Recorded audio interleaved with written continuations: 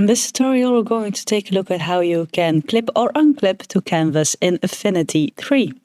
So in Affinity 3, as you can see, I have this moon here, and if I go outside of my canvas, I get this sort of trimmed view, a preview of what it will look like when I export it.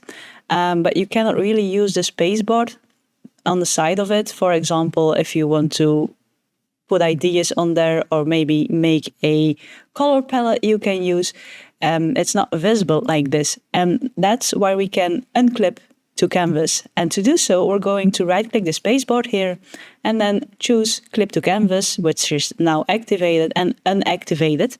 And then if I now drag my moon outside of my canvas, as you can see, it is visible. So you can now use this space for ideas or color palettes that you want to use inside of your canvas. Be mindful though, it won't export what's on the side here. So it's easy to use as a space for ideas and all of that, but be mindful that it won't be exported when you export it. And if you want to trim it again, then you right click here and you choose clip to canvas. And that's how you can easily clip or unclip to canvas in Affinity 3. Like the video if you liked it, subscribe if you want to see more of my videos, and as always, thank you for watching, and I'll see you in the next one.